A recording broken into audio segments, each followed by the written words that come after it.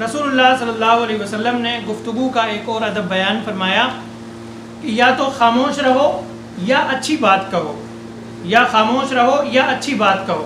सही बुखारी की हदीस है, हज़रत अबू हुरैरा से आप सल्लल्लाहु अलैहि वसल्लम ने फरमाया, मन कान युमिनु बिल्लाहि वल यौमिल आखिर फला युदी जारा, कि जो शख्स अल्लाह और आखिरत के दिन पर ईमान रखता है वो अपने पड़ोसी को तकलीफ़ न दे, अपने पड़ोसी को तकलीफ़ न पहुँचाए। और वमन कान युमिनु बिल्लाहि वल यौमिल आखिर फलयुकरिम दैफ़ा, जो शख्स अल्लाह और उसके रसूल पर, अल्लाह और आखिरत के दिन पर ईमान रखता है वो अपने मेहमान की इज़्ज़त करे, अपने मेहमान की अच्छे से खातिर तवाज़ो करे। वमन कान युमिनु बिल्लाहि वल यौमिल आखिर फलयकुल खैरन अव लियस्मुत। तीसरी मरतबा में आप सल्लल्लाहु अलैहि वसल्लम ने फरमाया कि जो शख्स अल्लाह और आखिरत के दिन पर ईमान रखता है तो वो अच्छी बात कहे या खामोश रहे।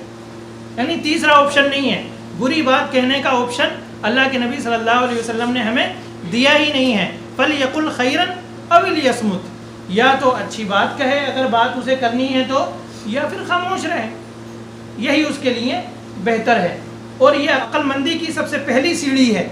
अगर आप अक्लमंद होना चाहते हैं तो आप पहले सोच लें कि जो बात मैं कहने जा रहा हूँ वो अच्छी है या नहीं, और अगर अच्छी है तो आप बोलें, अच्छी नहीं है तो आप वहीं रुक जाएं, आप अक्लमंद कहलाएंगे।